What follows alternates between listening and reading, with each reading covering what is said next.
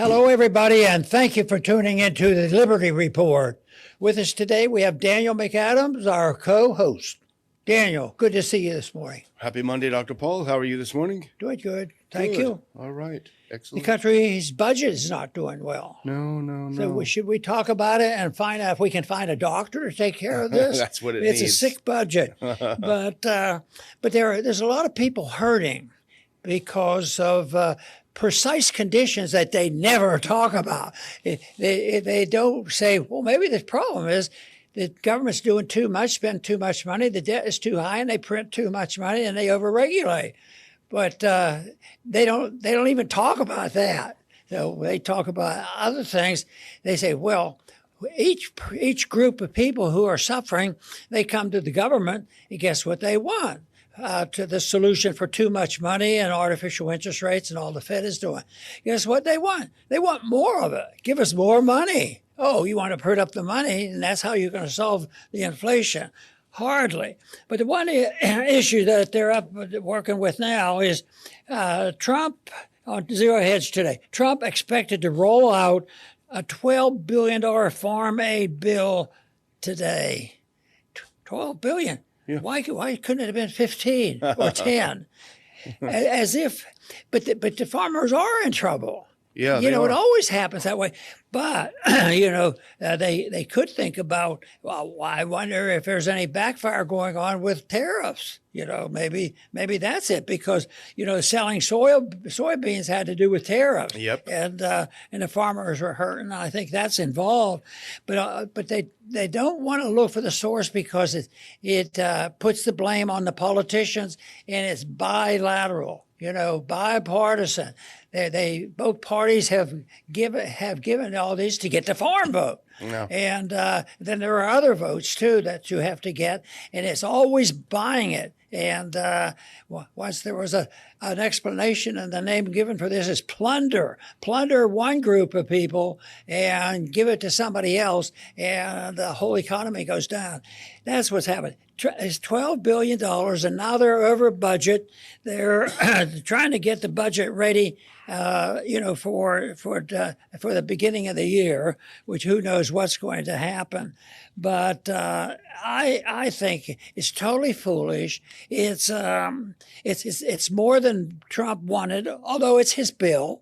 Yeah. We could have done a little bit less, and all that talk. It's sort of sickening to listen to the nonsense they give. And they do it in such a pious way that we're the ones who care for people. And if you don't vote for this, oh, you're deserting the political party. What are you doing here? Why do you call yourself a Republican? You won't vote for this stuff. Then they get angry at you. So this is nonsense, but it is perfectly understandable and predictable because this is the kind of infighting you will see, I think, and get much worse, and that is when a country goes bankrupt. We're in the bankruptcy, which really the initial state and the initial issue that announced the bankruptcy, of course, was back in '71 when we had to default on the currency, which was the beginning of the end. Of course, the beginning of the end was in 1913 when they created the Fed, because there's a lot of people knew about that, and there's a lot of people who knew that Bretton Woods and these other things that they did after World War II wouldn't work, and we're at that point, but there's no admission in Congress. I'll bet you we could find 6 people, maybe close to 10 that has a little bit of sympathy, but everything else is short term. How do we bail them out? How do we fool the people? And how do we get by on this? And we'll have to fib a little bit, but politicians get away with that, so it won't hurt. And if you do resist, boy, that's when you get blackballed. And we're seeing a few good people now even changing their mind. And we've talked about the people changing mind about how much waste there is in Ukraine and in the Middle East. And I think that's all healthy. But right now, they should admit and say, this is bad news. Some of these bills have to be paid for, and the best way to do it is move in the direction of free market policies and sound money, and that is the quickest way to fix things if they're serious about it. Yeah, I hesitated to pick up this topic today. You suggested it, but you raise cows and I raise ducks. I was thinking maybe we'd get our check. I don't want to. I don't want to upset Oh, the you apple were in cart here, that, but I guess we shouldn't hold our breath on that. Right. But put up that first clip. Now, this is a classic government situation. The government creates the problem, and then it comes forward with the solution and wants credit for the solution to a problem that it created here. And, here the farmers aren't the villains. They're definitely not. They're the victims in a way. So here's the article, $12 billion bill. It's got to come out today. It'll include up to $11 billion in one-time payments to crop farmers under the Department of Agriculture's newly designated Farmer Bridge Assistance Program. The rest will go to crops not covered by the program. So you wonder what happened? Did we have a massive crop failure? Did we have run out of water? Was there a hurricane? Tornado? No, actually, it's not that, Dr. Paul. Go to the next one. Here is the problem that causes the government to spend another $12 billion. The aid comes as farmers express rising frustration over the slow pace of Chinese purchases, which Beijing instituted earlier this year, and I highlight, in retaliation for Trump's tariffs. The package will be announced at 2 p.m., et cetera, et cetera. So this is a problem for all of the bragging, for lack of a better word, of Trump about how much money he's saved with these tariffs. Well, it turns out when you look a little deeper, it's not that at all. It caused a lot of problems. And so now the federal government has to cough up money to solve the problems created by the federal government itself. But, there is one person there that is up on this issue, and he has a suggestion, not a perfect solution for every problem, but a heck of a lot better than what they want to do is just spend more money, and that is our friend Thomas Massey, and he's talking about the Prime Act. He's in the farming business too. I thought maybe the Prime Act is like a prime steak or something. Yeah, This is what maybe we'd get better steaks or something like that. At least it would be up and down. One week the meat prices are skyrocketing, and then they come down for a little bit. All that mischief because the market isn't there doing it supply and demand of the product. It's more worried about the supply and demand of the monetary system, which plays a role in this. And then they have to deal with regulations, in particular tariffs now. Very, very difficult for the farmer and everybody else. But this whole idea that they should get a bailout, but they've been doing that for years and years, and they get by and they tinker with it, and they've lost almost total confidence in the marketplace, and that is here. But too bad. Thomas's bill is a good bill. Yeah. It's better than what the $12 billion wants to do, but Thomas's bill would be definitely moving in a direction, emphasizing that if you have to have some dealing, more so in the state and the federal government, getting the federal government out at least. And of course, Trump takes that position on education, I think so far pretty well. Who knows whether it'll cut spending or not? But this is I think the motivation on Thomas is to let things go more locally, get the federal government out. And but we were encouraged at the beginning of this administration by all these people who were going to be fired and all. But if some people have so-called been fired, but they just have been moved around because there's been no money cut. Yeah. The budget keeps going up. Well, I think we've lost some of our allies with this administration, people that are supporting it, and we don't oppose it, but they forget that the problem of too much government interference is not more government interference, and that's the problem. And I do have a summary of Representative Massey's bill later on that I'm going to put up here, but Thomas Massey, the bill itself is not the solution to all of our agricultural problems. That's understood. It's not the one-stop solution. However, what makes it so important is it is the direction that you need to go if you want to solve these problems. It's a step in the right direction. It's the old analogy: if you're in a hole, stop digging. The government's in a hole and it keeps digging. But I wanted to just do a couple of other things. First of all, this is nothing new. If you go to that next clip, the farm aid is similar to what Trump offered during his first term, when the U.S. and China were in a similar trade war. and answers concerns voiced by Republican lawmakers. The question is, maybe we shouldn't be in trade wars with China. Maybe we should just trade with them. And I think Trump understands that there's a problem. Go to the beyond the commodities, go to the meatpacking industry. Trump put this out on Truth Social, not go backwards one if you don't mind.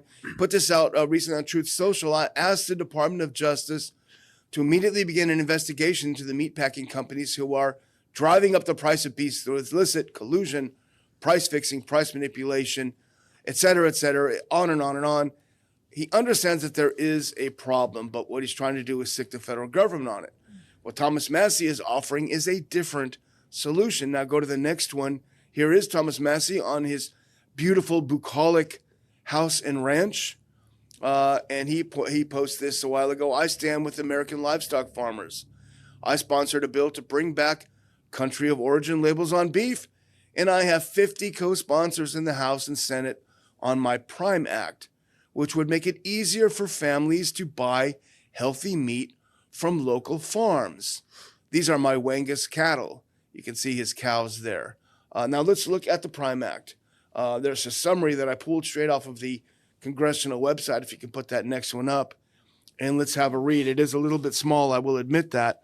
I'll try to just summarize it briefly.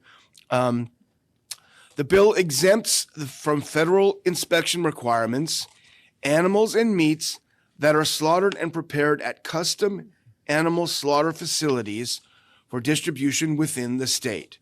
Under current law, a custom slaughter exemption applies only if the meat is slaughtered exclusively for personal, household, guest, or employee uses.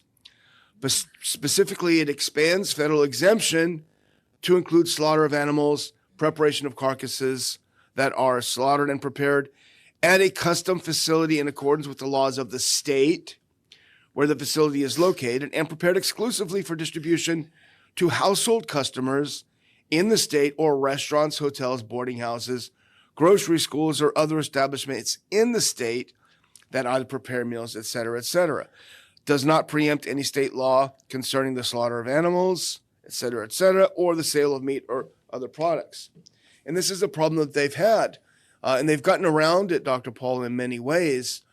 We used to purchase from a farmer who slaughtered, who had a local custom slaughterer, and it had to be not for human consumption labeled, to get around it. But the point is, there's only a couple of these facilities in the United States, and it's hard to get them in there, and it's expensive, and it drives up the cost of beef. The answer should be simple. Think of the problem that exists about buying raw milk, and you've had an interest in that. Yeah. And I can recall when that subject came up, and of course my position had been set. People have a right to buy stuff, and if there's a risk in it, you have to figure out who's going to help give you the information. So this was something that they did, but they did not solve the problem because it's still difficult. And I can remember at one rally, I was just going to mention it because I figure nobody's here. This was not out in the countryside where you would expect people, oh yeah, we drink our own raw milk. So I mentioned it and didn't expect a response, and the response was way out of proportion. Another example of how the people can get way ahead, like on the war issue and the Fed issue. They get way ahead of the politicians, and they did on raw milk. But it seems like a shame that it's difficult just to move something along like that. Oh, but there might be a problem someday, and we are going to protect them. Yeah, there might be a problem by not getting a flu shot, so we're going to give them a shot for everything. You see, even on that right now, they've said that you can't, in some place in this one state, you can't use a health reason for not giving these vaccines to babies. Yeah, it's horrible. Well, it really is. They get it, because it's like this audience that you talk about. Well, I may not drink raw milk, but I should defend your right. It's the same with speech. Yeah. I may not like what you say, but you sure have the right to say it. And they get it. Those people do get it. And I think it's very important to do. Now let's move on to the second one that we want to talk about. And it's similar in a way. It's using the federal government as a battering ram against every problem, when the answer, of course, is to not do that. Trump readies one rule executive order aimed at centralizing AI regulation. He continues to argue that a single national set of rules, otherwise known as a one rule book governing the artificial intelligence industry, is essential, rather than a patchwork of state-by-state regulations, et cetera, et cetera.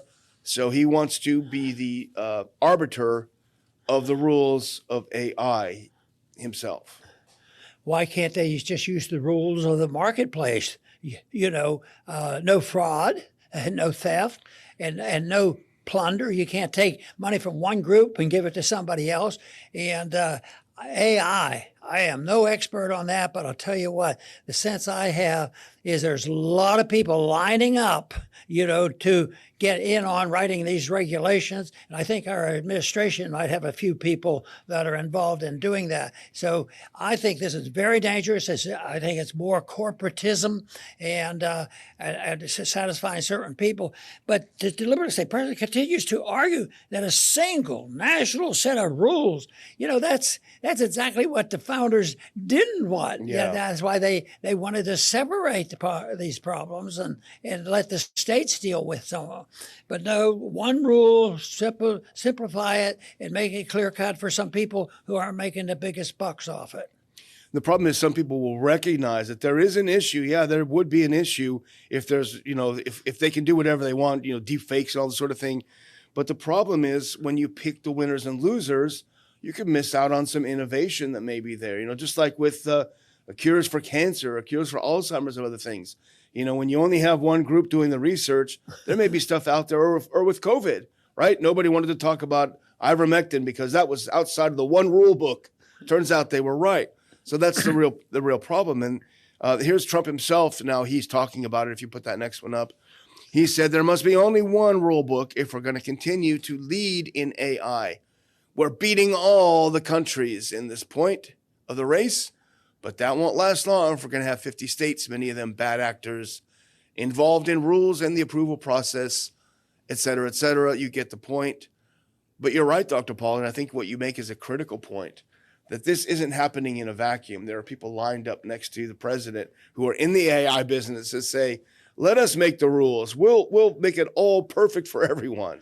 Well, I was disappointed. I have mixed feelings about crypto. I don't understand it, but I am very strong supporter of it. Most people don't realize, well, no, I think there are a lot do, and they're very generous in giving me some credit because I really pushed hard in Washington to have competing currencies. Why can't you decide how you want to pay your bills? And you might want to use silver dollars or something like that. So that is something that they didn't like, and arguing for competing currencies opens up the door. But the other thing they did early on, because I attended these conferences promoting the cryptocurrencies, and I was trying to learn what was going on, but they would have people there giving lectures and talks and conniving about how we best influence the regulators in Washington, D.C. And they promoted it because business-wise, it gave the system more credibility. Yeah. So if the government's there writing the rules, that would be really good for what they're doing. Well, the market's supposed to make those decisions, not the government getting involved and doing the regulations that certain factions have. Well, they always have a regulation that's going to protect the businessman as well as the customer. You can't do it. You want the market to do that. And but there was early on there was too much invitation, and I think I hear now people were a little bit cautious about crypto because of the regulation. And this thing, this dream that it was going to be invisible, and how many people have you read about, and people that even libertarians have defended have been bothered by the IRS. Yeah. The IRS knows what's going on. So I would like the old-fashioned way of letting the market determine what the currency is that you use. Absolutely. And we do have some good friends that are innovators in crypto who are trying to get away from Yeah. that government hand that wants to go in there and control it. Great, really good people. Well, I'm gonna close out. If you think you're ready, I'm gonna make a big announcement, which is that I got a call over the weekend from one of our dearest friends and biggest supporters. And they said, because they know that this is the era where a nonprofit, a 501c3, has to raise money before the end of the year, and it's a tax benefit for those who donate. He called and said, well, let's see how much your listeners and how much your participants in the Ron Paul Institute really support what you're doing. Let's see if they'll put their money where their mouth is. He said, I will offer $100,000 if you can get that money matched by the 31st of December. It will free up my $100,000. Whatever percentage of that you get maxed up to the maximum of $100,000, I will match that, and you will be able to continue. Now, here it is, the RPI challenge. Every dollar doubled until December 31st. We're asking you, we don't do this very often, but this is very important. If you want the show to continue, if you want all the things that the Ron Paul Institute does to continue, our conferences, our get-togethers, the Ron Paul Scholars Seminar, all of our publishing, all of our broadcasting, if you want that to continue and indeed grow this coming year. This just went up, so there's not a lot of money on there, but you can make that different. You can change that. We really appreciate it, and we really, really need your support. Let's show our wonderful donor that you are out there and you do support what we do and you do want us to continue. And we thank you really from the bottom of our hearts for everything that you can donate to the Ron Paul Institute between now and December 31st. Very good. You know, the real problem we have can be explained. There's a cause of it. So if you talk about you can't afford anything anymore, we'll have to find out, what kind of a regulation they need to be more efficient. They'll come up with these crazy schemes that they can do it by regulations or spending or subsidizing it. And we started off the program with the $12 billion that the farmers are going to get because of problems the government created. But it wasn't created in a vacuum because there was a time in the past, I mean, they've been going on probably off and on to some degree since the Depression, and it's the government creates these problems, but there's no talk right now. I imagine the final vote on $12 billion for farm aid, there won't be that many. I don't think it'll be a close vote because they can't vote against people at this time. But they have no reservations or no thought or concern about what the Fed policy is, what's he going to do, and why do we have a Fed, why interest rates are rigged for special interest, and believing that's there's strong evidence that is what messes up our economy, our ups and downs, our booms and our busts. And it has to do with the manipulation of the most important price in economics, and that is the price of money, the interest rate. This is very important. And yet now we have interest rates. The closest thing you can get to on real interest rates is credit card interest. And that could be over 20%. And that's telling people that there's something wrong. And yet every day you wait and find out, is the Fed going to lower the interest rate for the big guys a quarter of a point? It's a big deal. So that is not really being dealt with. And that's because systematically, from the beginning of the Fed up until the Bretton Woods, then up until the Bretton Woods breaking down, all these things, that it was predictable that this would happen. It would lead to a period of time where things don't work anymore because we don't have that unit of account to depend on and measure the value. Then you mix it up with all the regulations and all the politics that go on and foreign policies that are ridiculous, that we're supposed to protect everybody in the world and bring about peace because we're the peacemakers. And they don't even talk about it hardly. But the people are starting to talk about it. They're talking about the Fed, and they're talking about too much war in Ukraine and the Middle East. So I think the movement is in the direction of the people are waking up. I just hope we can contribute something positive to talk about what are you going to put in place of the terribly mixed up system we have today. And there is a replacement. The founder suggested it, and that having a desire and an understanding of what personal liberty is all about. I want to thank everybody for tuning in today to the Liberty Report. Please come back soon.